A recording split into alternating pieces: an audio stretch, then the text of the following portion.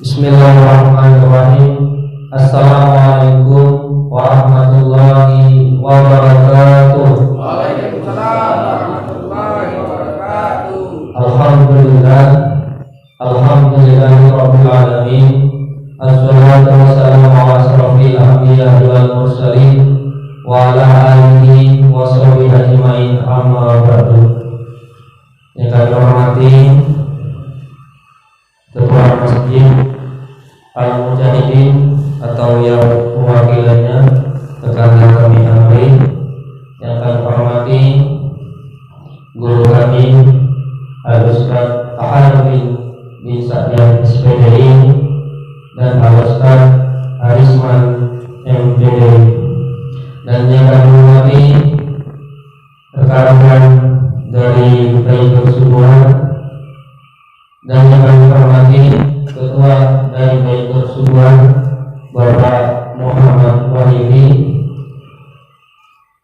Pertama-tama marilah kita selalu mengucapkan puji dan syukur atas kehadiran Allah Subhanahu wa Ta'ala, yang mana pada pagi hari ini kita masih diberikan nikmat kesehatan, kesempatan, sehingga kita bisa berkumpul di rumah Allah dalam rangka sholat berjamaah bersama Baitul Subuhan Kabupaten Banjarmasin.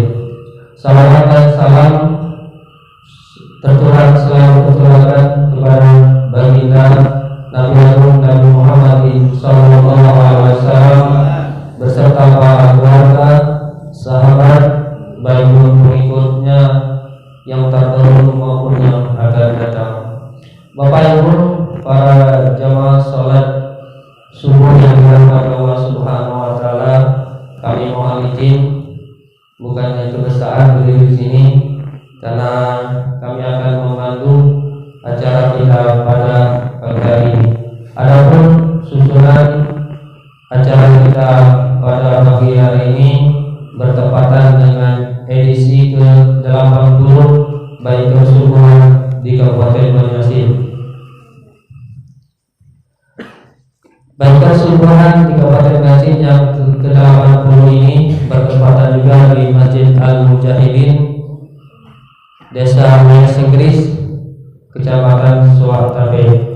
Adapun susunan acara kita pada hari ini, yang pertama adalah pembukaan, yang kedua sambutan-sambutan, yang ketiga ceramah agama, yang keempat doa atau tanya jawab nantinya, yang kelima doa, dan yang keenam penutup. Telah susunan acara kita pada hari ini. Baiklah, untuk mendapat berkahnya acara kita pagi hari ini, marilah acara kita pagi ini kita buka dengan mengucapkan lafaz bismillah. Bismillahirrahmanirrahim. Acara selanjutnya yaitu sambutan yang mewakili dari pemerintah sekaligus dari Ketua Masjid Al-Mujahidin, yang akan disampaikan oleh Bapak Amri. Kami silakan. Aman Zain. Muhammad Zain, silakan.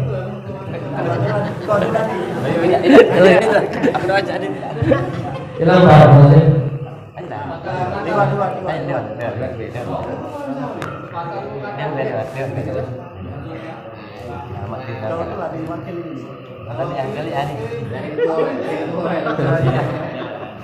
Baiklah,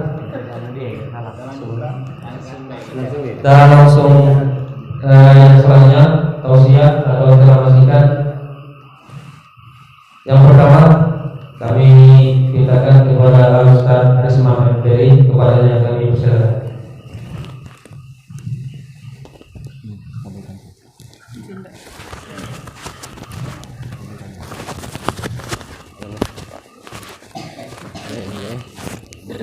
Salah.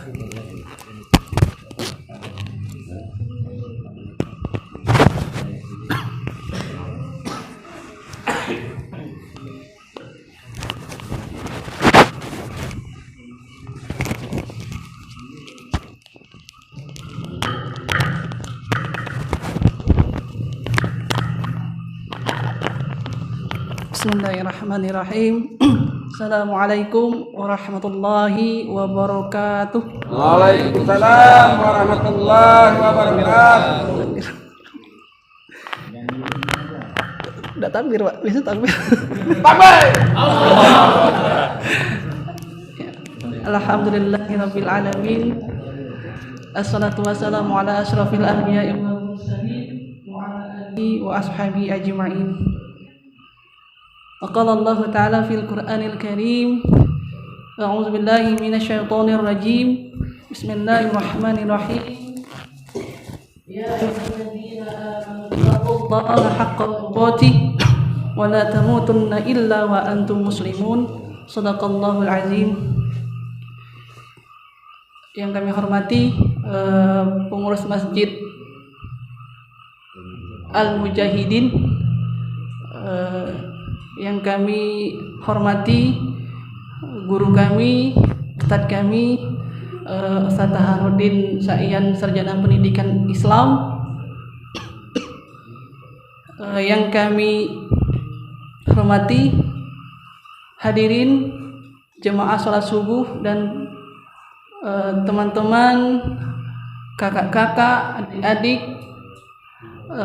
baik kesubuhan Banyuasin yang insya Allah selalu istiqomah untuk menuju mengharapkan rahmatnya Allah Subhanahu wa taala. Amin. Amin. Takbir. Allahu Akbar. Demam boleh jadi. Enggak apa-apa dah. Ya, syukur alhamdulillah, kita bersyukur kepada Allah Subhanahu wa taala yang mana pada kesempatan kali ini kita masih diberikan nikmat oleh Allah, ya, baik itu nikmat kesehatan jasmani maupun rohani, sehingga kita dapat berkumpul dan dipertemukan oleh Allah di masjid yang insya Allah penuh barokah ini. Iya, karena kan tanpa kehendak Allah mungkin kita tidak bisa bertemu. Kami tadi sempat berpikir, ini kayaknya tidak bertemu nih kayaknya. Iya, soalnya ketinggalan. Tadi tuh sempat sudah masuk lorongan itu dengan Mang Rojali. Ini benar apa tidak nih kira-kira? Iya, memang kalau cah itu kalau udah ini balik gitu. Tapi alhamdulillah karena masih ditakdirkan oleh Allah untuk berjumpa, artinya ya alhamdulillah kita masih tetap berjumpa. Amin. Mudah-mudahan Pak, ya, pertemuan ini akan menjadi perantara bagi kita semua, ya, untuk terus mempererat tali silaturahmi, persaudaraan yang insya Allah ini akan mendapatkan berkah dari Allah Subhanahu wa taala. Iya. Salawat dan salam marilah kita haturkan kepada junjungan kita Nabi Muhammad, Nabi besar Nabi Muhammad sallallahu alaihi wasallam. Agak grogi jadi bawaan dingin kali ya. Ya, karena beliau merupakan suri tauladan yang patut kita contoh, baik perkataan beliau, ya, perbuatan beliau, insyaallah ya, dengan kita meneladani akhlak Rasulullah, ya, Pak Hajar, ya, akan menjadi benteng bagi kita untuk selamat di dunia dan akhirat, ya. Amin insyaallah. Hadirin jemaah salat subuh yang insyaallah diberkahi oleh Allah Subhanahu wa taala. Ya, seperti biasa Pak, hadirin sekalian, berbicara kami di sini, ya, bukannya kami menggurui, bukan kami merasa sudah hebat, ya. Di sini insyaallah apa yang kami ketahui kami sampaikan, apa yang tidak kami ketahui insyaallah belajar lagi. Inilah tujuan kita. Artinya kita harus menuntut ilmu, memahami ilmu, mengamalkan ilmu yang kita dapat. Nah, dengan ilmu itu insyaallah akan apa belajar? Apa kira-kira? Alhamdulillah bisa bermanfaat, ya. Tidak hanya bagi manfaat masyarakat, kita juga, ya. Iya. Hadirin yang insya Allah dirahmati oleh Allah Subhanahu wa taala, mungkin tidak terlalu banyak apa yang disampaikan, ya. Sebenarnya pengen langsung Ustaz Harf sendiri yang menyampaikan, tapi kayaknya masih diperintahkan untuk menyampaikan tausiah. Ya.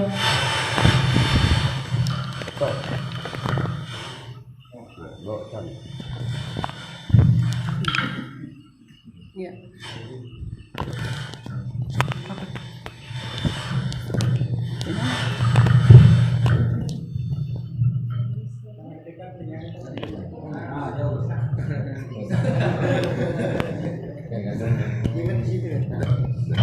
Tempel. Hadirin yang insya Allah dirahmati oleh Allah Subhanahu Wa Taala, tempo hari pernah kami menyampaikan bahwasanya salah satu untuk menguatkan iman kita kepada Allah Subhanahu Wa Taala, yakni dengan sering menghadiri majelis ta'lim. Ya, mengapa? Karena dalam majelis ta'lim kita akan mendengarkan atau mempelajari ilmu-ilmu yang disampaikan oleh guru kita, ustadz kita. Nah, hadirin sekalian, ketika kita berbicara tentang ilmu, kalau boleh kita ibaratkan, ilmu itu ibarat cahaya. Ya, kalau kita boleh ibaratkan ilmu itu ibarat cahaya. Ya bang saya, namun yang kira-kira diibaratkan dengan cahaya. Karena kan kalau cahaya itu terang ya, dengan terang segala apapun kita bisa melihatnya, kelihatan semua, baik itu putih misalkan, hitam, ya kelihatan semua. Tapi kalau gelap nggak kelihatan ya. Nah itulah, dengan cahaya semua segala sesuatu bisa kita ketahui, mana jelek, mana buruk, mana bagus, mana yang benar. Itulah ilmu, diibarat ilmu sebagai petunjuk bagi kita. Tanpa ilmu maka kita tidak akan bisa mendekatkan diri kepada Allah. Makanya ilmu ini wajib bagi kita selaku umat Islam untuk menuntut ilmu. Mungkin teman-teman hadirin sekalian sudah paham semua ya hadisnya ya. Saya kira tidak. Mungkin sudah hafal yang Hajar kira-kira ya. Apa hadisnya Hajar kira-kira? Tolong. Apa bunyinya? Bang Mugi, apa bunyi Bang Mugi kira-kira? Ngantuk. Apa Bang Mugi bunyi hadisnya? Tolabul. Ya tolabul ilmi faridatun ala kulli. Ya, tolabul ilmi faridatun ala kulli muslimin wa muslimah. Nah, menuntut ilmu itu wajib bagi setiap muslim, baik itu laki-laki maupun perempuan. Artinya tidak ada kata stop dalam menuntut ilmu. Karena menuntut ilmu itu wajib. Iya, tidak hanya sebatas di bangku SD, tidak sebatas di bangku SMP, misal SMA, atau di bangku kuliah. Ketika sudah lulus SD, SMP, SMA atau bangku kuliah, stop menuntut ilmu, tidak. Ya, kapanpun dan dimanapun kita bisa menuntut ilmu. Dari hewan pun kita bisa menuntut ilmu kan? Ya, misalnya dari semut, ya kan? Kita tahu semut itu adalah makhluk yang sangat disiplin. Kegotong royongannya itu sangat bagus, yang dapat kita contoh, kita teladani. Ini semut, ya kan? Nah, hadirin sekalian, yang menjadi pertanyaannya, mengapa menuntut ilmu itu wajib bagi manusia? Jadi terkadang ada pertanyaan, ya kan? Kita bahas tadi, tapi apa alasannya mengapa menuntut ilmu itu wajib bagi kita, bang saya kira-kira? Ya, setidaknya ada tiga alasan mengapa menuntut ilmu itu wajib bagi manusia. Yang pertama, apa bang saya? Apa menuntut ilmu itu wajib bagi manusia? Yang pertama apa kira-kira? Belajar. Iya. Alasan yang pertama mengapa ilmu itu wajib bagi manusia, karena manusia adalah ciptaan Allah yang paling sempurna. Hewan wajib tidak kira-kira? Enggak ya? Ngapa kira-kira tidak ada akal. Iya. Tapi kalau dibimbing bisa tak diajari bisa tak hewan kira-kira? Bisa kan? Bisa ya. Kayak gajah dilatih bisa lompat. Apa? Harimau bisa main bola bisa ya. Ya. Itu diajari. Nah, kalau manusia ya wajib menuntut ilmu. Kenapa? Karena manusia adalah ciptaan Allah yang paling sempurna, mempunyai akal pikiran, sehingga wajib untuk menuntut ilmu. Belajar ya, benar kata bangsa dari belajar. Iya. Itu alasan yang pertama. Alasan yang kedua, mengapa ilmu itu wajib bagi manusia? Ya, karena dengan ilmu akan mengangkat derajat manusia. Misalnya yang sudah kita persiapkan. Yang persiapkan. Mungkin teman-teman sudah tahu, misalnya saya mau makan, ini kan sama-sama kertas ya. Ya enggak? Ini sama-sama kertas. Ini apa? Biru. Yang ini kertas. Ini sama-sama kertas. Ini kertas kosong ya, hadirin sekalian. Nah, ya dengan kertas kosong ini mungkin dengan tidak rasa berat hati kita dengan mudahnya untuk menyampaikannya, gitu kan? Tapi kalau orang saya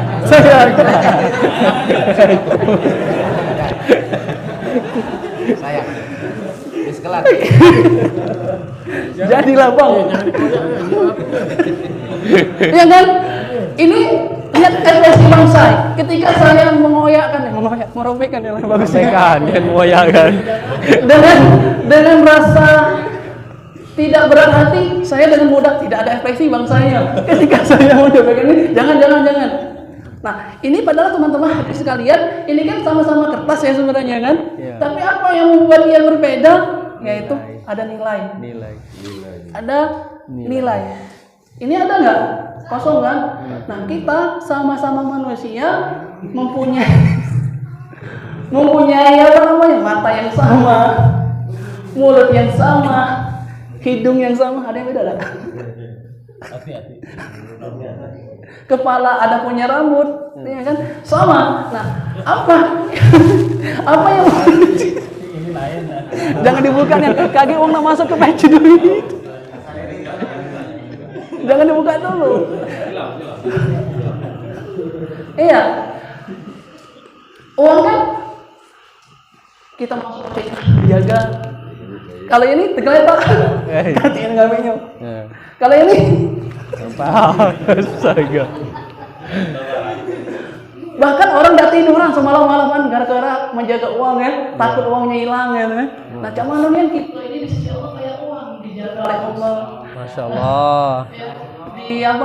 Dilindungi oleh Allah itu karena lantaran ilmu yang kita miliki. Nah ini alasan yang kedua mengapa ilmu itu wajib bagi kita untuk kita pelajari, kita pahami ya, karena Allah ingin mempelajari kita. Makanya kata Allah dalam firman-Nya Quran surat Mujadalah ayat 11 ya, yarfa'illahu alladziina aamanu minkum walladziina utul ilma darajat ya.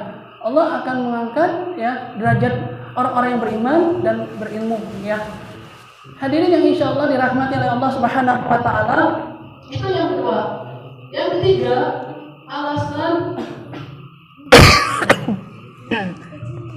alasan yang ketiga mengapa ilmu itu wajib bagi manusia. Karena dengan ilmu itu akan membuat manusia berkualitas. Kita analogikan kembali hadirin sekalian. Misal kalau air mineral yang cangkeran itu ya, air mineral yang cangkeran itu kita tidak usah sebut merek. Ya kan? Itu air mineral kan, harganya kira-kira berapa ya? 100. Hah? 1000 lah. 1000 ya? 1000.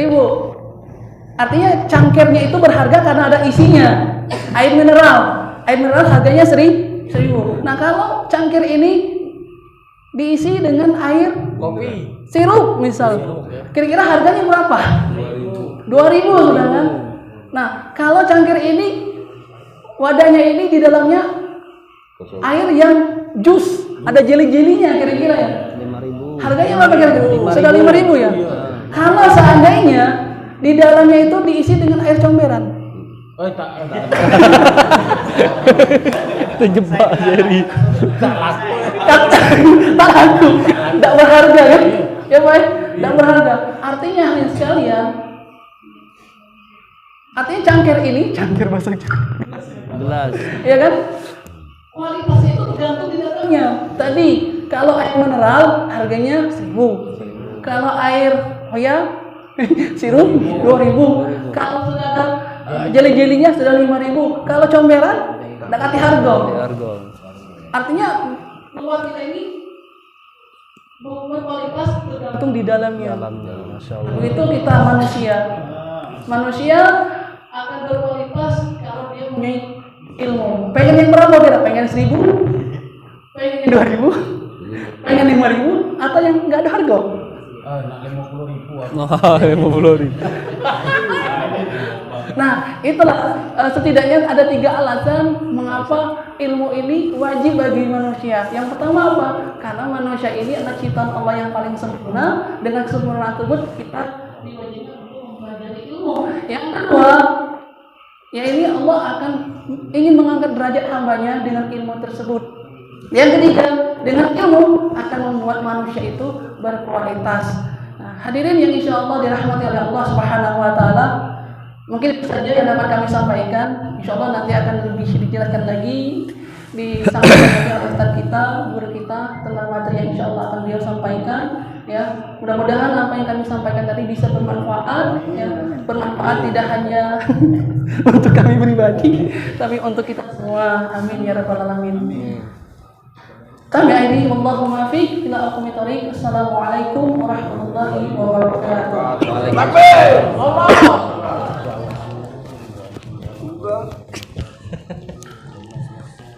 Terima kasih yang diucapkan kepada Al-Ustaz Asman Al-Ghazali atas motivasinya. Selanjutnya kita mendengarkan ceramah atau tausiah dari guru kita Al-Ustaz Tahir bin Sa'yan. Beliau adalah imam besar Masjid Al-Amir dan beliau juga ketua Fatwa MUI. Dan posisi beliau di baik keseluruhan, beliau adalah pembina kami. Kepada Ustaz Tahir bin Sa'yan, waktu dan tempat kami persilakan. Assalamualaikum warahmatullahi wabarakatuh. Waalaikumsalam warahmatullahi wabarakatuh. Allahu Akbar. Bismillahirrahmanirrahim. Alhamdulillahi rabbil alamin.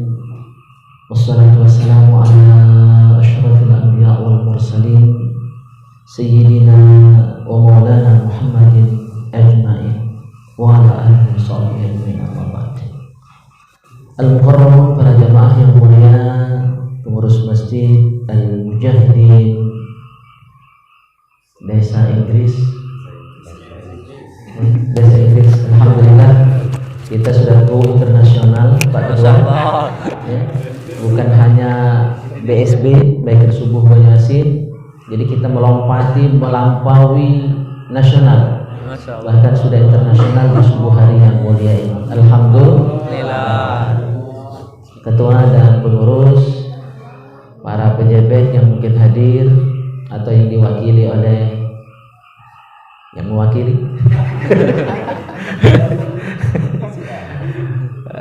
Akhinal Karim Adinda Arisman MPDI, ini dosen Pak, tapi Masya Allah ya, tawadu tetap ikut sesibuk apapun, dan saya yakin beliau belum pulih betul dari berujian 2 minggu yang lalu bersama saya ke Ujung Tanjung untuk melayat, ikut serta memakamkan guru kami 2 minggu yang lalu. Itu hujan lebat dan kami terabas hujan itu, saya suami istri sama beliau tubuh tigo bermotor beriringan hujan, tapi alhamdulillah.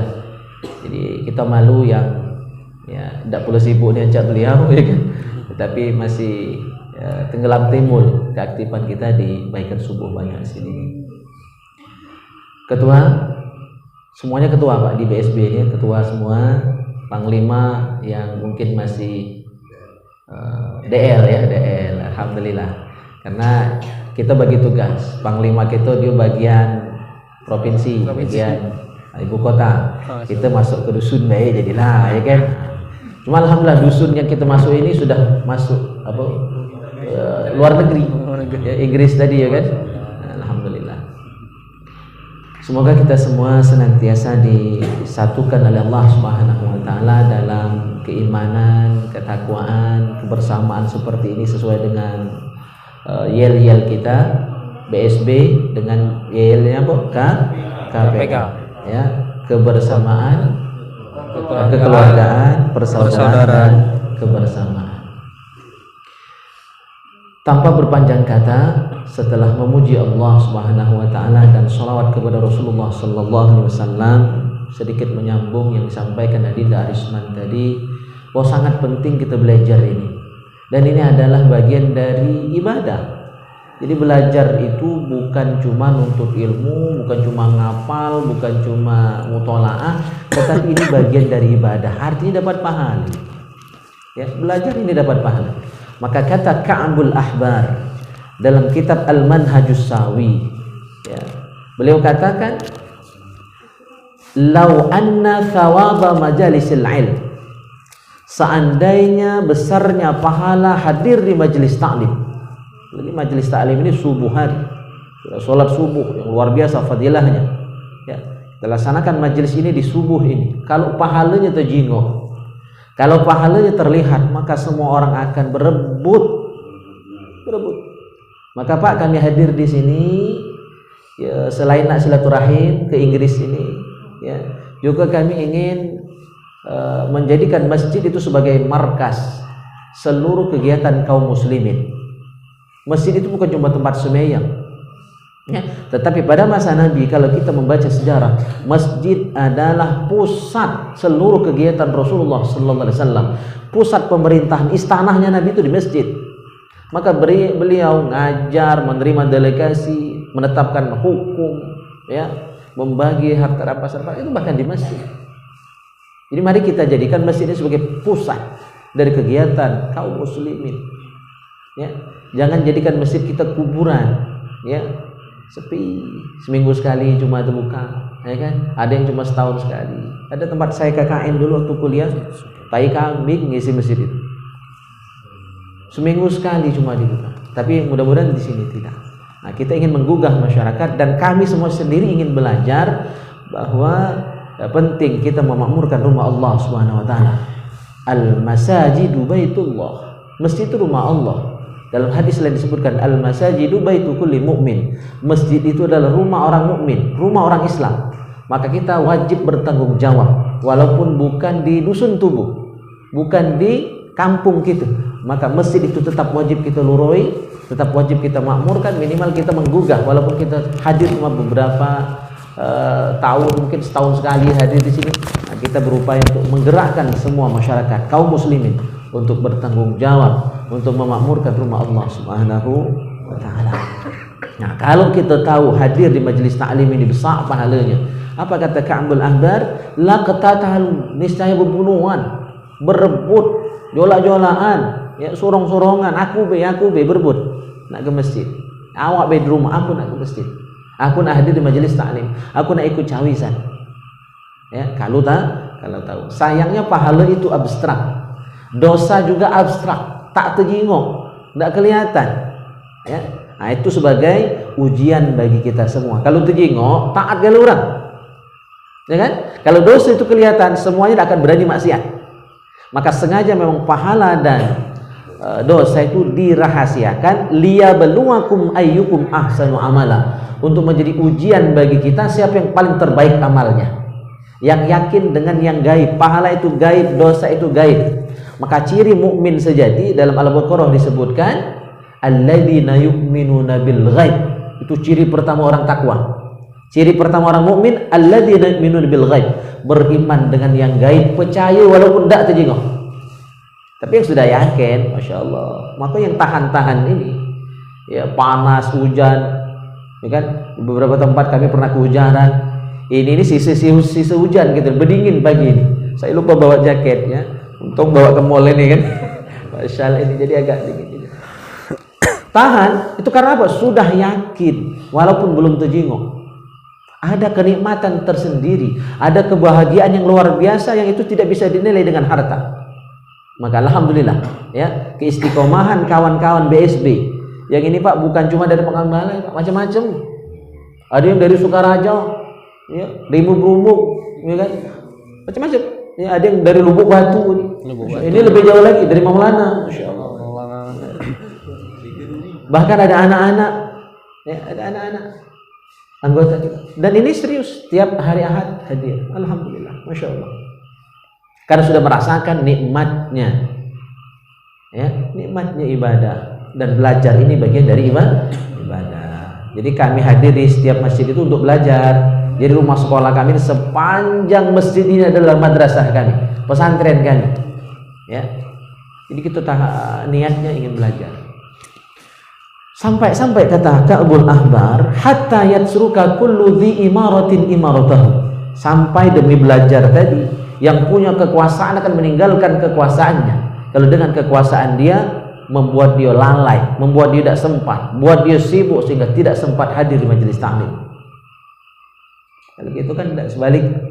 Katik gawe nonton baik gawe di rumah, tidak sempat nak taklim, nak cari lisan, nak ke masjid. Bahkan kata Ka'bul Ahbar, hatta yatsuka kullu dhi suqin suquhu. Sampai yang punya pasar, yang punya kalangan akan meninggalkan pasar yang dia miliki, mall yang dia miliki, dia tinggalkan. Ambillah. Kalau dengan mall itu aku sibuk, tak sempat belajar, tak sempat ibadah. Maka kita seharusnya fastabiqul khairat, berlomba-lomba dalam kebaikan, berlomba-lomba dalam memakmurkan masjid, berlomba-lomba dalam sedekah, lomba-lomba dalam berjihad fisabilillah. Sesuai dengan nama mujahid ini, orang-orang yang berjihad. Dan untuk makmurkan rumah Allah itu jihadnya luar biasa. Apalagi bangun subuh ini Pak Amri ya, itu mengalahkan ya, lemaknya tidur pagi, apalagi yang pengantin baru, masya Allah ya kan, borongan puluh tadi malam ya, Masya Allah. Ya. Nak mandi wajib pagi ini, masya Allah, itu tantangan yang berat, yang bujang juga bukan ringan tantangannya. Ini Pak banyak yang jomblo Pak rombongan kami ini. Mudah-mudahan jadi dengan orang Inggris bebesan tuh ya. Indonesia dan Inggris ya kan. Yang paling kuat aminnya pecahnya labrak ujung gitu. Jadi ya. Ya Masya Allah. Ya. Kita harus berlomba-lomba dalam kebaikan. Termasuk ke masjidnya harus berlomba-lomba sebenarnya. Maka di kitab Durratun Nasihin disebutkan nanti ada 3 golongan di hari kiamat dibangkitkan oleh Allah Subhanahu wa taala. 3 rombongan ini macam-macam datang. Yang pertama, ya, rombongan yang datang itu cahayanya bagaikan cahaya bintang gemintang, kerlap-kelip, kedap-kedip, ya, cak kunang-kunang, gitu kan? Ya, cuma ada cahaya Mas, daripada gelap gulita, ya kan, daripada kelemahan buta, ya, Jirang Pengambalai itu kan tak kati cahaya sama sekali. Ya, ini ada cahaya, Bang Jabrik ya. Wah, Bang. Cak itu modelnya Imam Masjidil Haram gaya gitu. Ya, Tarik Jabrik, ya, Syekh Tarik. Ya.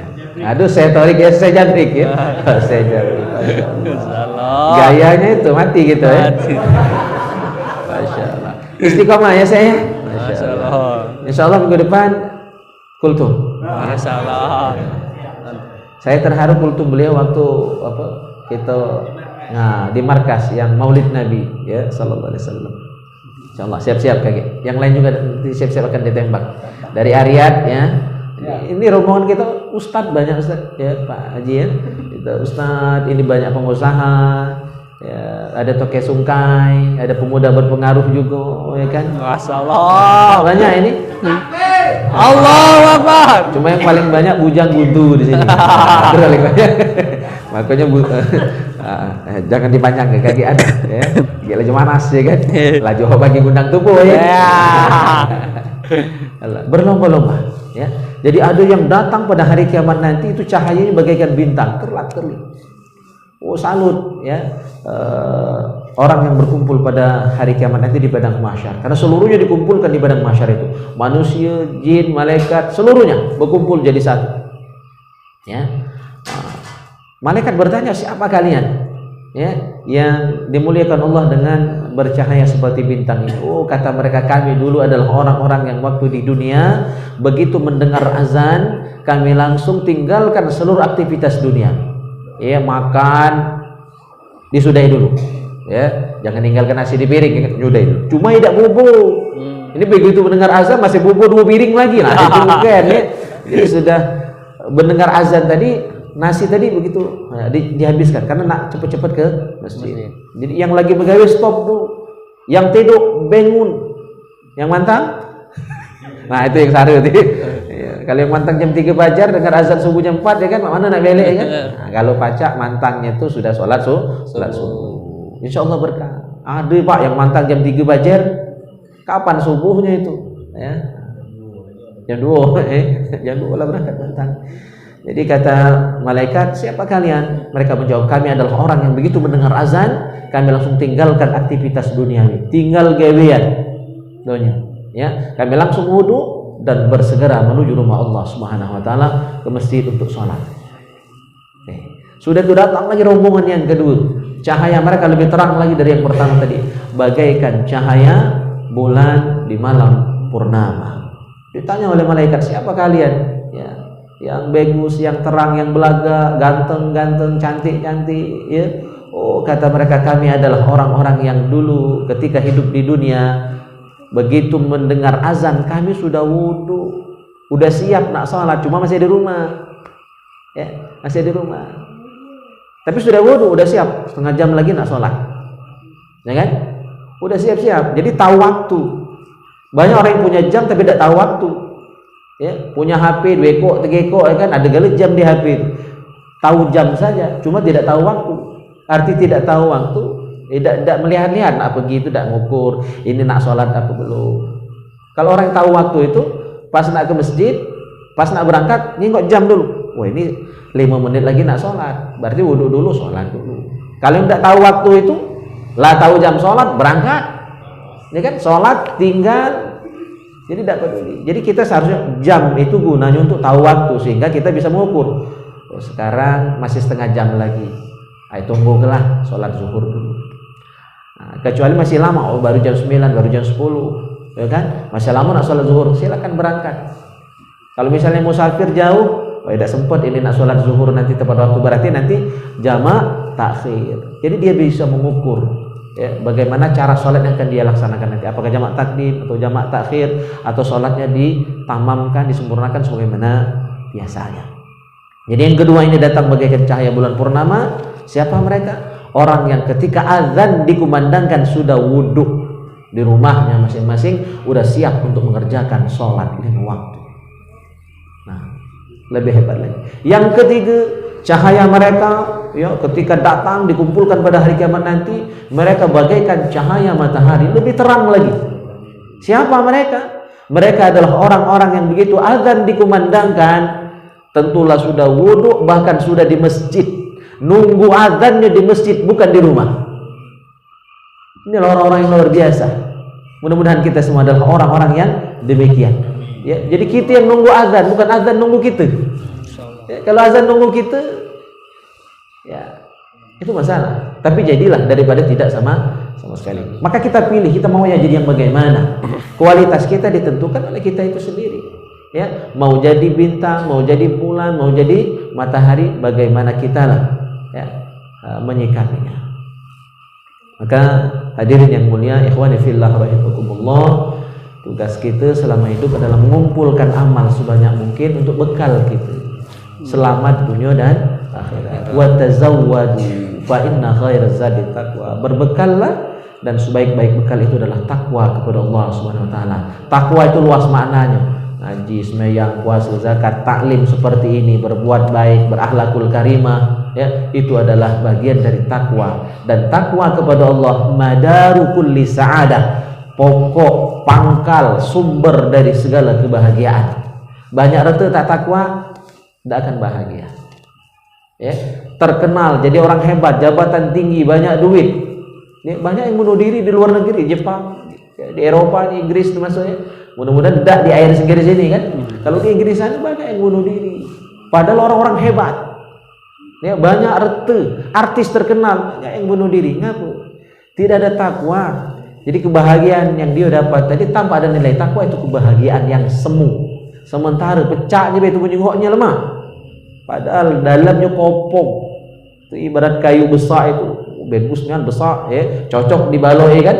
Mahal ya, dapat duit pas ditebang bolong. Ya. Nah, itulah kopong.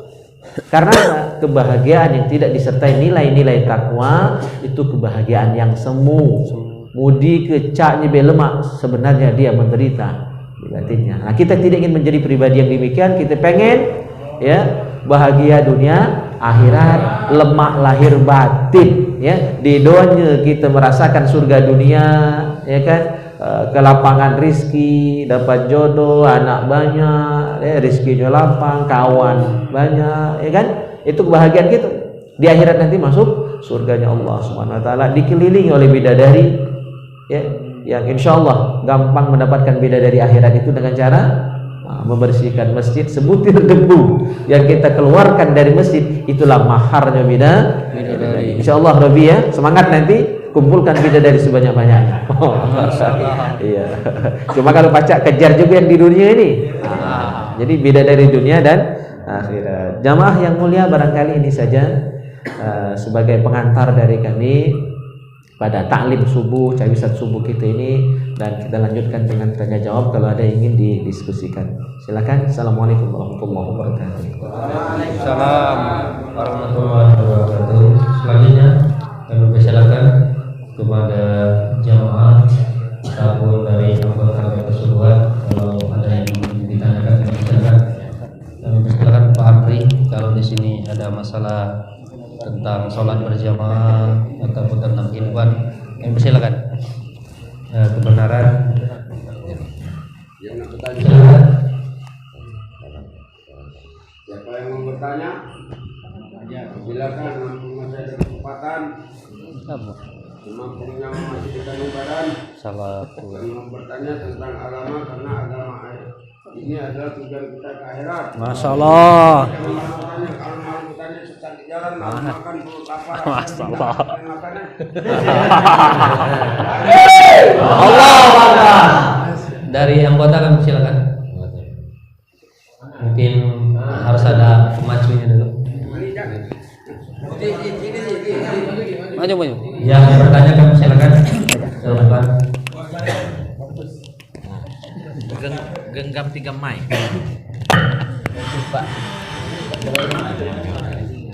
Assalamualaikum warahmatullahi wabarakatuh. Waalaikumsalam warahmatullahi wabarakatuh. Misalkan kita sholat, posisi itu ngantuknya telat, lagi tahiyat kan telat agak panjang kan, telat dikit, mungkin sekitar sedetik-detik langsung Tidur. kayak tidak sadar tapi langsung gitu, paling hitungan sedetik-detik tapi langsung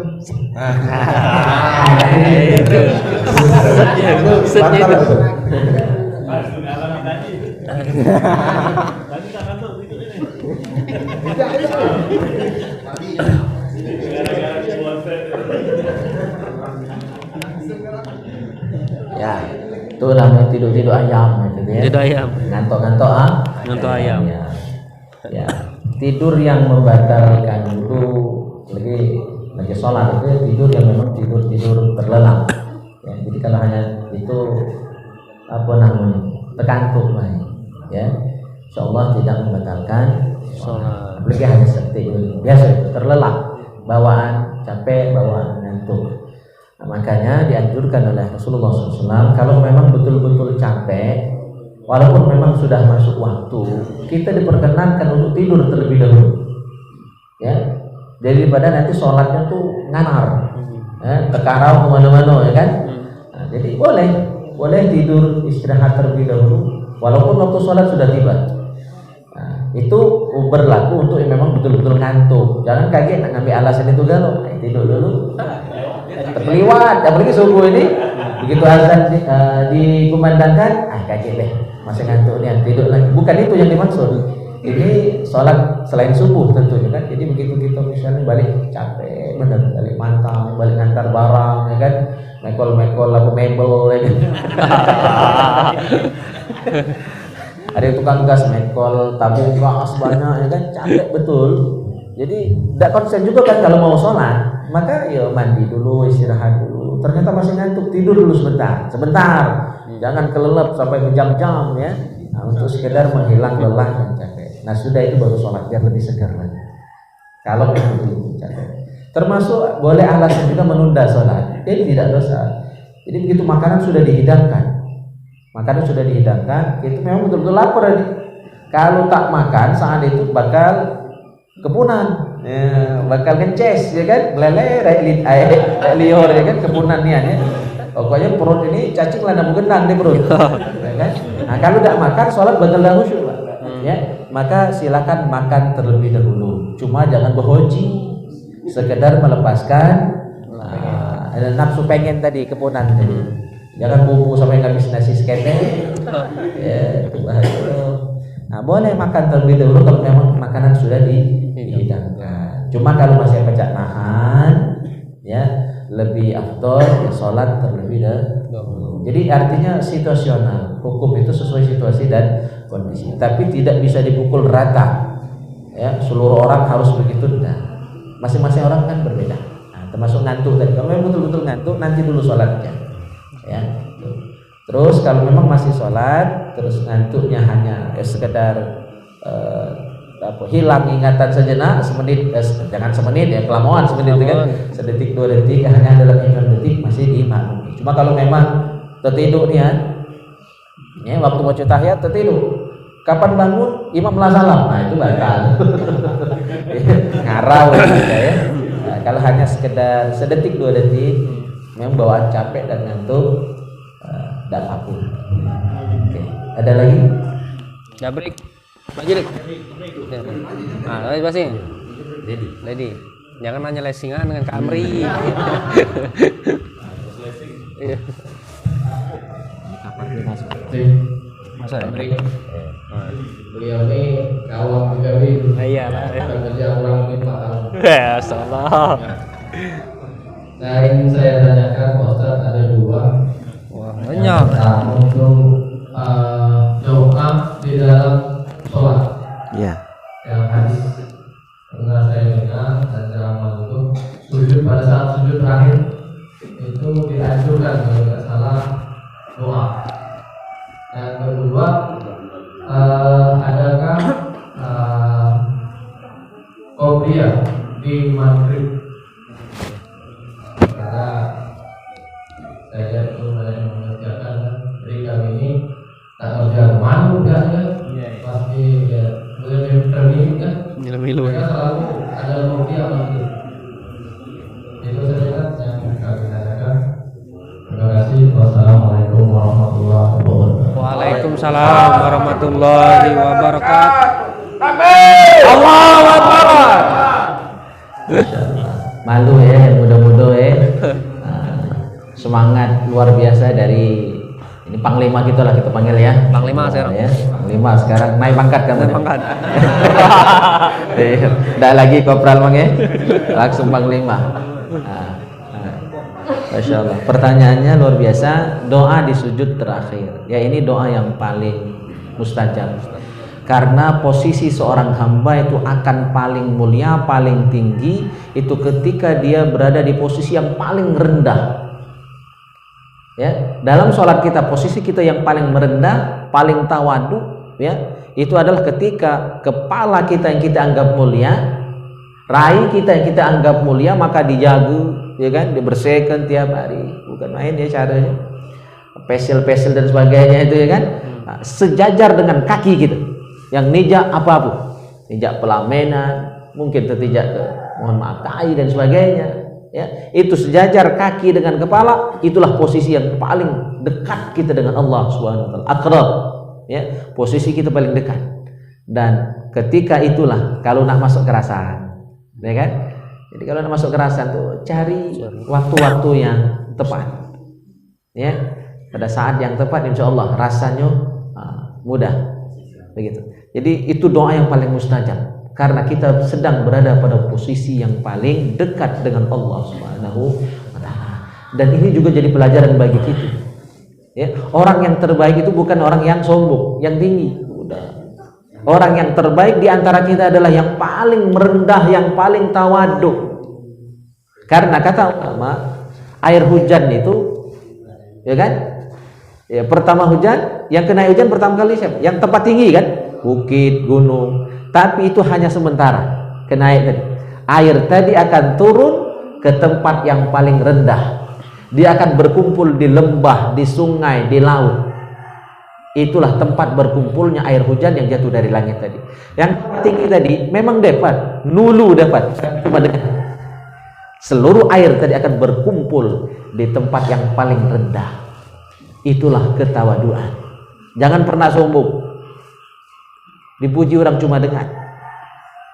Tapi ketawaduanlah yang akan mendapatkan pujian bukan dari makhluk, tapi dari Allah Subhanahu wa taala. Ketika Allah sudah memuji, malaikat Jibril ikut memuji. Ketika Jibril memuji, seluruh malaikat akan memuji. Ketika seluruh malaikat memuji, seluruh makhluk Allah, bukan cuma manusia, binatang pun takluk. Binatang pun takluk. Seluruh makhluk nurut dengan orang-orang yang tawadu. Makanya kita dengar kisah ya, guru orang tua dari guru kami Kiai Balian, orang tua beliau Kiai Sulaiman, orang tua beliau Kiai Abdurrahman Delaman, dan guru dari kakek guru kami adalah Kiai Merogan. Itu dikasih orang Iwa. Ya, alhamdulillah makasih. Iwa yang diberi tadi tumpangnya lagi ke Sungai Musi. Wah, Kiai ngapa dia? Biarlah. Kata beliau. Nah, begitu beliau nak masak, nak minang, nak ngoreng Iwa tadi kawainya minum. Tangkap. Seluruh makhluk takluk, seluruh makhluk nurut. Ngapa orang tak nurut dengan kita? Ngapa kadang anak bini pun tak nurut dengan kita? Kita belum sampai pada makom tawaduk yang sesungguhnya. Jadi kalau anak bini lagi tak nurut, apalagi orang. Kalau manusia lagi tak nurut, apalagi binatang. Coba Habib Umar bin Hafiz ketika beliau dakwah ke Afrika, singa yang menghadang beliau di jalan itu, ya, beliau keluar, nurut, lari, dilus. Kita tidak usah ke singa, nyamuk gigit gitu. Pok.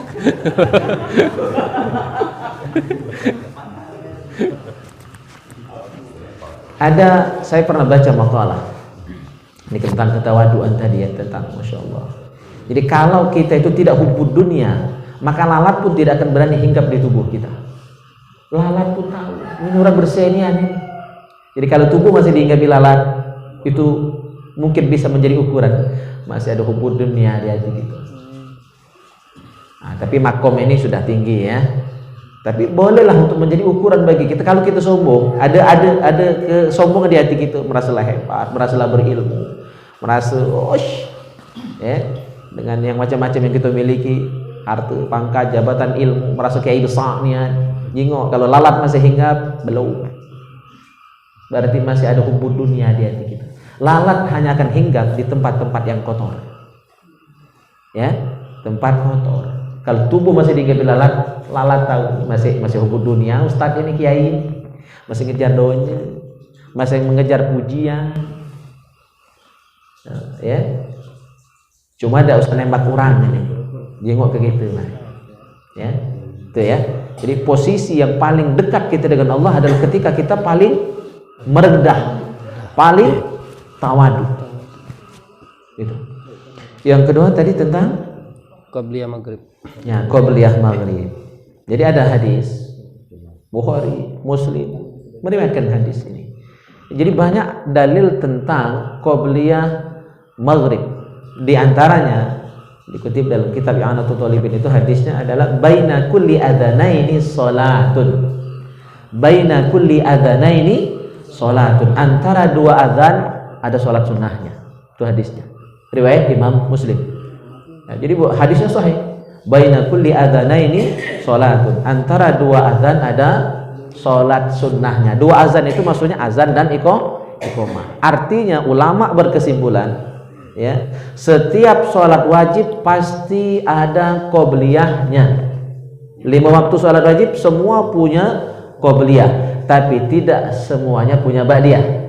Subuh tidak ada ba'diyah subuh, ya. Asar tidak ada ba'diyah asar. Tapi untuk qobliyah seluruhnya ada 5 waktu itu. Hanya ulama membagi qobliyah itu ada 2 macam.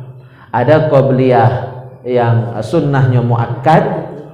Yang muakkad seperti subuh, qobliyah subuh, ya, qobliyah zuhur, qobliyah isya. 3 ini muakkad. 3 ini muakkad. Yang selainnya ghair muakkad. Qobliyah maghrib ghair muakkad, tidak ditekankan. Qobliyah maghrib, qobliyah asar. Qobliyah asar. Karena saya pernah kuliah, saya kuliahnya di 2 perguruan tinggi, di IAIN sama di Muhammadiyah. Jadi saya ini gabungan dari 2 itu. Dan saya pun pernah ngajar di SMA Muhammadiyah 2 Palembang. Nah, ya. Jadi saya tahu persis. Saya bukan hanya cerita, saya memang pernah bergabung.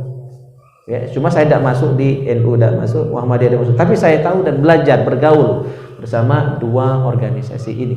Jadi saya tahu persis. Maka kalau saya kuliah di Muhammadiyah, salat asar itu langsung sudah azan, langsung salat. Karena memang di Muhammadiyah qobliyah asar itu ghair muakkad sehingga tidak dilaksanakan. Jadi kita hargai semua perbedaan.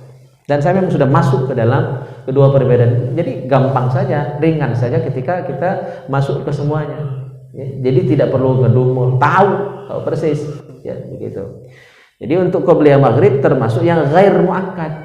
Qobliyah maghrib, qobliyah asar, dan qobliyah isya. Jadi isya itu yang muakkadnya ba'diyahnya. Kalau yang qobliyahnya ghair muakkad. Cuma biasanya masih dilakukan walaupun dia ghair muakkad. Nah, yang sering ditinggalkan adalah qobliyah maghrib. Ini yang paling sering ditinggalkan. Jadi tidak banyak kita atau masjid-masjid yang mengamalkan qobliyah maghrib. Di Masjid Agung Al-Amir kita pakai, ya, kita pakai. Selain memang sudah menjadi amalan dari imam-imam terdahulu, saya imam ketiga dari Masjid Agung Al-Amir. Imam pertama kan Kiai Zaidir Rashid, terus Kiai Khairul Khabir, ya, Ustaz Khabir, ya, terus saya yang ketiga. Karena memang sudah dipakai oleh imam-imam terdahulu, maka saya tidak boleh mentang-mentang dipakai, ya lanjutkan saja. Lagi pula juga memang cocok untuk Masjid Agung Al-Amir itu jamaahnya sedikit. Kita tidak punya jamaah tetap, jadi kita nunggu tuh jamaah yang mampir-mampir. Maka sembari menunggu jamaah yang mau datang, yang baru mampir untuk wudhu, lebih baik kita daripada ngobrol main HP, tentu melaksanakan sunnah walaupun dia ghair muakkad, ya. Jadi kenapa tidak banyak mengamalkan? Karena memang sunnahnya ghair muakkad. Tapi kalau melaksanakan itu tidak salah. Ada hadisnya. Hadisnya bukan dhaif, hadisnya sahih. Hadisnya sahih. Ya, silakan diamalkan. Ya, jadi kalau saya sesuai situasi. Kalau di masjid yang mengamalkan ikut. Kalau yang tidak perlu ngotot untuk memaksakan diri. Seperti subuh ini kita sholat di Masjid Al-Mujahidin ini. Di sini caranya basmalahnya disirkan, terus tidak pakai kunut. Ya kita ikut, tidak boleh ngotot. Jangan kaget subhanallah, subhanallah. Nah, itu tidak tahu cara. Karena memang cara di sini kita hormati, kita hargai. Jadi di mana bumi kita berada, bumi ditijak, langit dijunjung. Selama tidak salah. Ini bukan salah tapi beda. Yang namanya perbedaan dihormati, dihargai. Kalau salah benari. Kalau salah, ini bukan salah. Nah, kadang-kadang kita tidak bisa membedakan antara kesalahan dengan perbedaan. Beda dianggap salah, itulah bentah itu. Karena beda dianggap salah. Sesuaikan, ditempatkan masing-masing. Salah ya salah, beda ya beda. Salah benari dengan bijak, perbedaan hargai, walaupun tajam perbedaan itu. Maka saya selalu menekankan dimanapun saya mengajar, majelis taklim yang saya asuh, itu tidak boleh kita mudah-mudah menyalahkan amaliyah yang sudah berlaku di masyarakat. Yang bagus tuh tanya, ngapa Pak Mak ini, ngapa Pak ini, sehingga kita dapat ilmu, ya, dapat ilmu, dapat kawan. Cuma kalau langsung menyalahkan dapat musuh. Kita tidak boleh mencari musuh. Satu musuh itu sudah cukup untuk menghabiskan amal kita di akhirat. Lebih banyak musuh, ya. Nah, begitu caranya. Silakan diamalkan, ya. Bagi yang yakin, yang tidak perlu berkomentar jahat, salah, buruk, ya, mencaci maki dan sebagainya. Nah, saya jabrik. Insyaallah.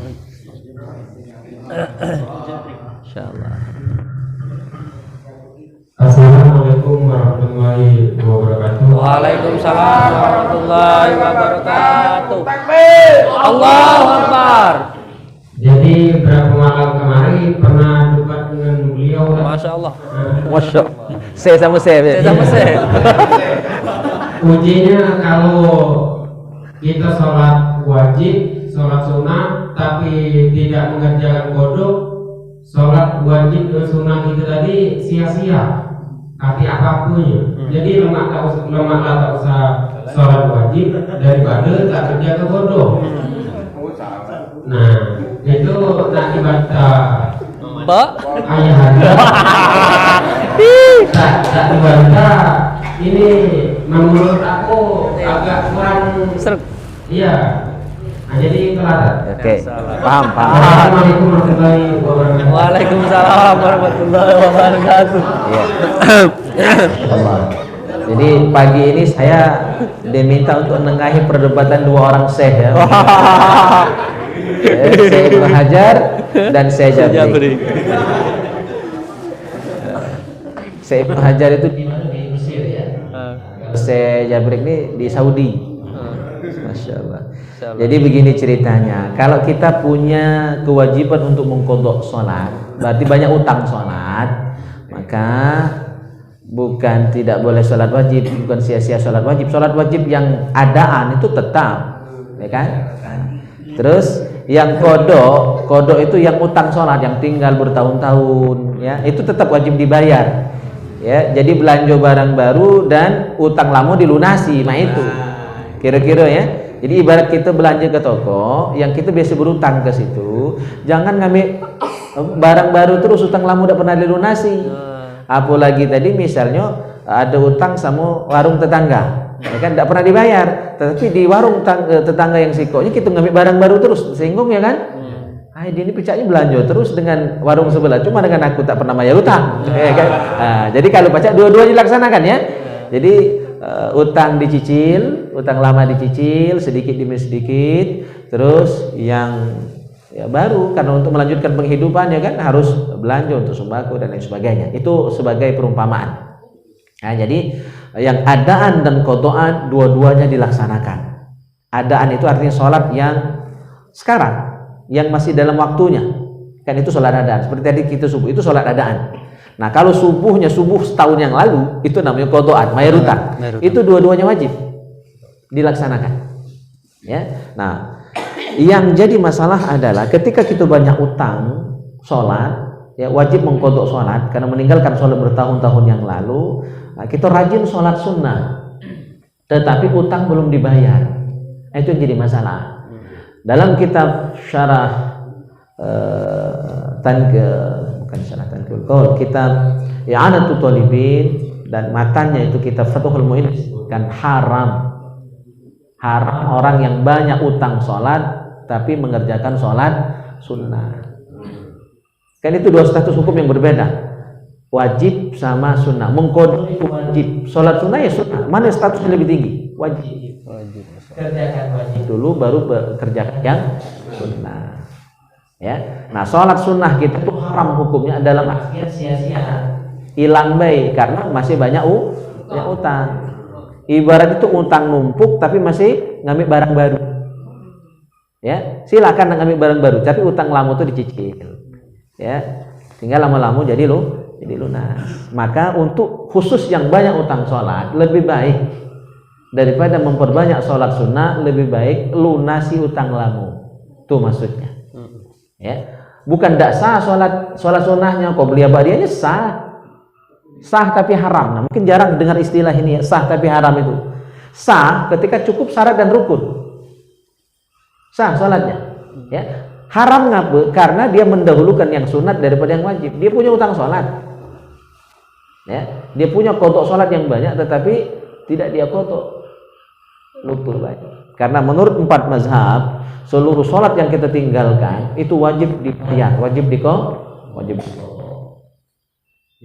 Nah, cuma qadha tentu tidak cepat langsung sekaligus ya, banyak. Apalagi bertahun-tahun, baru setahun 2 tahun ini semuanya.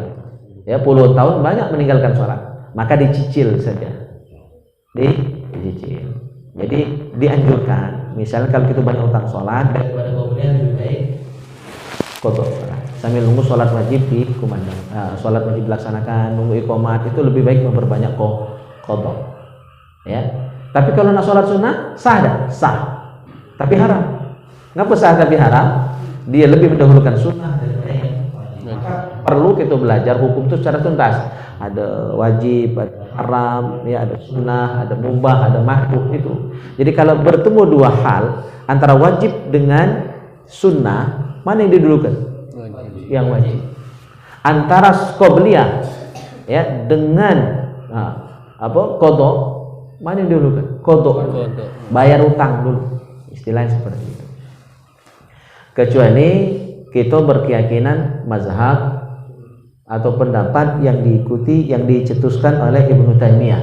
Tapi beliau ini bertentangan dengan ijma ulama. Ijma ulama qadha itu wajib. Tapi menurut Syekh Ibnu Taimiyah, ya, yang banyak diikuti kawan-kawan kita dari Salafi, itu banyak ikut fatwa Ibnu Taimiyah. Menurut Ibnu Taimiyah, qadha itu tidak wajib. Yang penting memperbanyak sholat sunnah. Nah, kalau yakin pendapat beliau lajulah.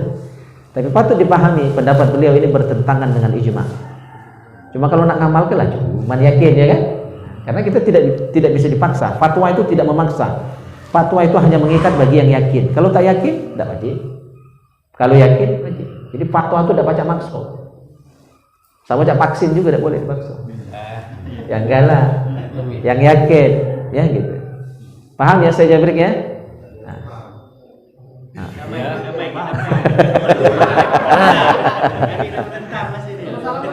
Oh, aman baik. Boleh. Assalamualaikum warahmatullahi wabarakatuh. Waalaikumsalam warahmatullahi wabarakatuh. Kaitannya masalah zikir la ilaha illallah. Aku perhatikan ada yang gerakan kepala ke kanan ke kiri ke bawah. Itu kira-kira ada maknanya atau bagaimana?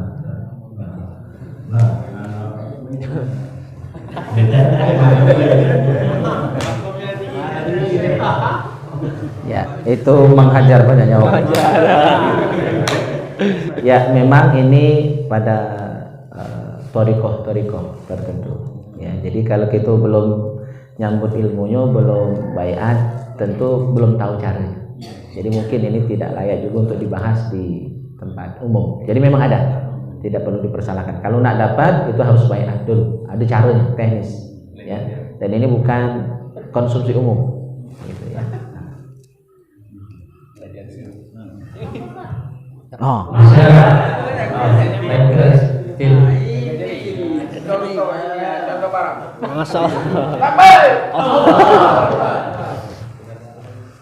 Assalamualaikum warahmatullahi wabarakatuh. Waalaikumsalam warahmatullahi wabarakatuh. Di sini Ustaz makanya ada dua. Aduh. Misalnya kita kan tak tahu arah kiblat ke sebelah kiri, kita sholatnya ke kanan. Nah, sah itu sah. Nah, yang kedua, misalnya tahiyat akhir, puncak ini salamnya buka tangan kiri kanan. Itu ada arti tidak, Ustaz? Ya. Wassalamualaikum warahmatullahi wabarakatuh. Waalaikumsalam warahmatullahi wabarakatuh. Allahu Akbar. Nah, ini kader kita ya, calon ulama masa depan, calon Imam Al-Amir ini ya. Amin.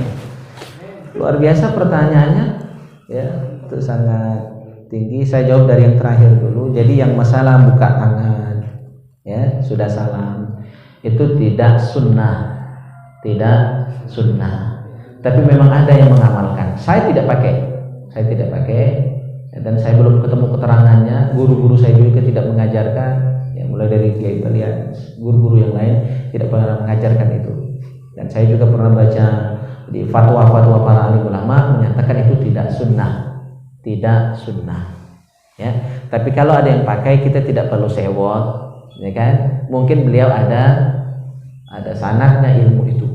Dan saya memang pernah ketemu misalnya Udatus Jontoni, beliau orang Padang dan ikut Thariqah Sattariyah di Padang. Nah, beliau pakai itu dan beliau dapat ajaran itu ternyata dari gurunya.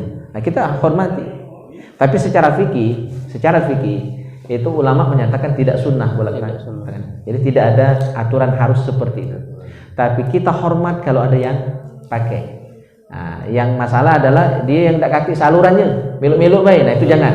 Jadi lebih baik kalau tidak ada sanadnya untuk pakai yang bolak-balik ini, tidak usah pakai. Saya pun tidak pakai karena saya tidak dapat sanad itu. Ya, untuk balik tangan itu. Tapi kita menghormati yang berbeda. Ya. Sebagaimana kita menghormati yang berkunut tidak berkunut, itu juga kita menghormati yang molak-malik tangan dan tidak. Tapi saya nyatakan saya tidak pakai. Ya, karena saya tidak dapat ilmu itu dari guru saya. Tapi saya pernah cerita sama Ustaz John, beliau dapat itu dari gurunya, dari Thariqah Satariyah di Padang sana. Kita hormati itu. Yang pertama tadi tentang, lupa lagi ya? Arah kiblat. Ya, arah kiblat. Jadi kita sebelum sholat itu wajib berijtihad. Artinya wajib berupaya untuk mencari arah kiblat yang benar dulu. Ya. Nah, makanya lebih aman itu sholatnya di masjid. Insya Allah lebih aman. Ya, kalau di rumah juga masih remang-remang arah kiblatnya itu. Kadang-kadang kita kan cuma nebak-nebak baik. Ya, itu seharusnya kalau nak sholat di rumah itu kita harus ijtihad. Artinya berupaya untuk mencari arah kiblat yang benar di rumah kita. Ya. Nah, kalau rumah kami di Cangkring, alhamdulillah karena di seberang rumah itu dulu Langgar Nurul Iman. Yang dirikan Langgar itu guru kami Kiai Balian, ya kan? Kiai Sulaiman dulu memang sudah ngajar di situ. Penetapan beliau itu arah kiblat tuh kita yakin benar. Maka karena dekat rumah tinggal ngikut saja. Nah, yang rumah jauh dari masjid, ini kadang-kadang rumahnya 1 kilo dari masjid. Ya, kiblat di masjid itu tetap dia ikuti, padahal bergeser sedikit saja rumah kita itu sudah bergeser dulu pak kiblatnya. Jadi harus tetap berijtihad. Ya, ada upaya dulu untuk menentukan kiblat yang benar.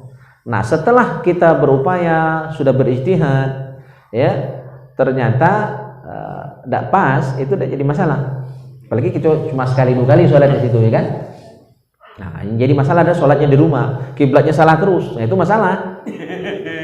Ya, makanya sebelum salah berkali-kali, tentukan dulu kiblat di rumah itu. Ya, sekarang kan banyak alat. Ya, kalau nak sederhana pakai kompas, ada aplikasinya di HP. Kalau nak lebih yakin undang orang Kemenang pakai alat khusus. Atau kan ada setahun itu ada 2 kali posisi matahari itu tepat di atas kiblat. Nah, pas tanggal itu kita menentukan kiblat untuk di rumah kita. Ya, itu caranya. Nah, kalau kita tidak ijtihad dulu, tidak berupaya untuk mencari kiblat yang benar, tiba-tiba ya salah, maka sholatnya wajib diulang. Sholatnya wajib diulang. Misalnya sudah sholat nih, ya mungkin numpang sholat di rumah kawan, ya seharusnya ke barat, nah seharusnya ke sini, jauhnya arahnya. Pas sudah salam diberitahu tuan rumah, mohon maaf tuan rumah, salah kiblat kamu tadi. Apa yang kita lakukan? Ulang sholatnya. Karena syarat sah sholat adalah menghadap kiblat. Maka menentukan kiblat itu tidak boleh sembarangan, harus benar ya, ditentukan. Karena sholat tidak sah kalau tidak menghadap kiblat. Jadi begitu. Kalau sudah ikhtiar, insya Allah, misal kita sholat di hutan, kan sesekali, misalnya di hutan dan sebagainya, maka walaupun salah ditoleransi. Kalau sudah ijtihad, ya. Tapi kalau berterus di rumah itu kan masuk berterus sholat sunnahnya, maka itu tidak sah, harus diulang. Kalau memang ketahuan kiblatnya salah, nah, itu bahaya, ya. Ada lagi? Cukup? Oh, masih ada. Masalah. Maju. Masalah.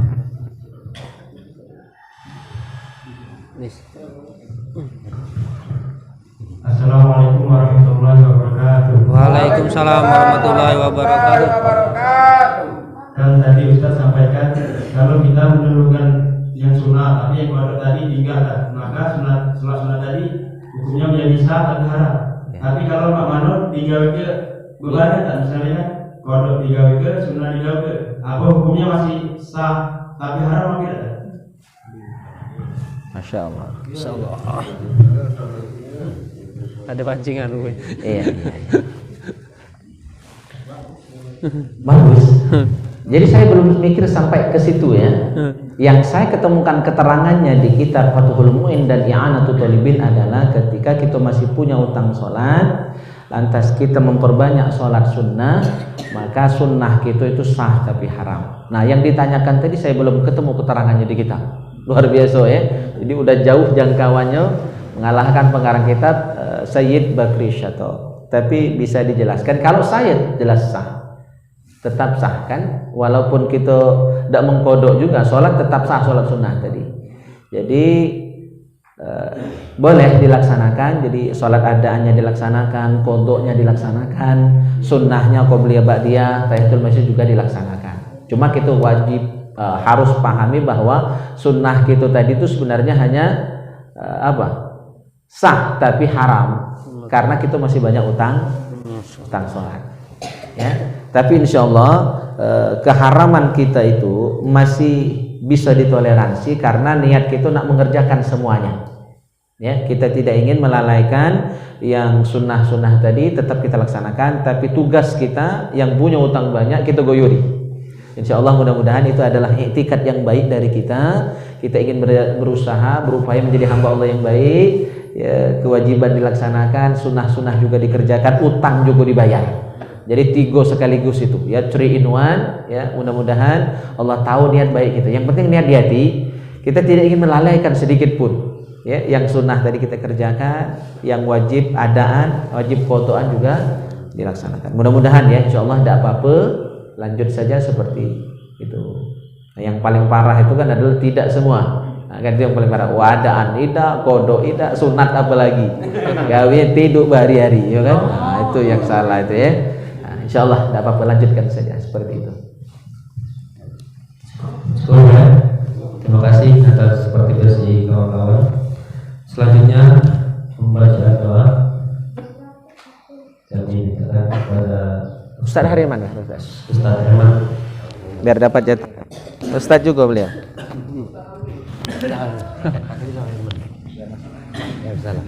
Maaf tangkir. Kalau baca.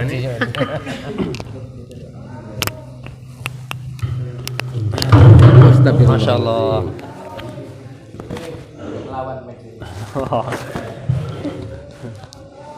Baca juga mengamri. Malah ditunjuk nih dia juga. Wassalamualaikum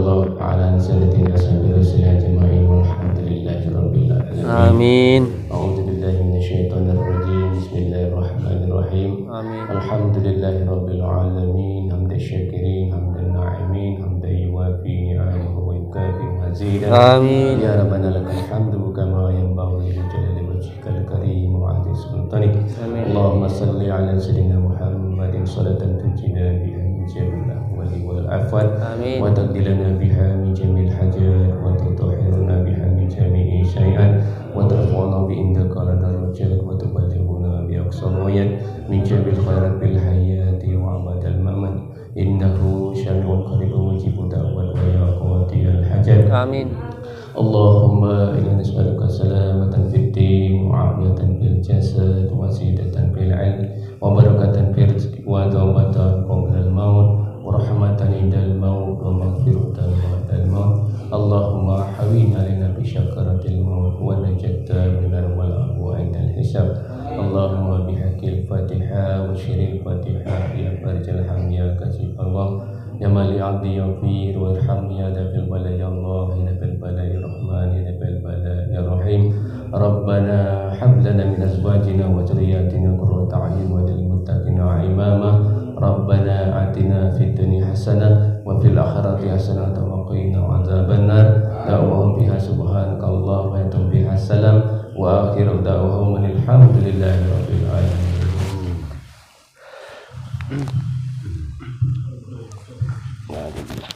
Dengan berakhirnya doa tadi, maka berakhir pula acara kita pada hari ini.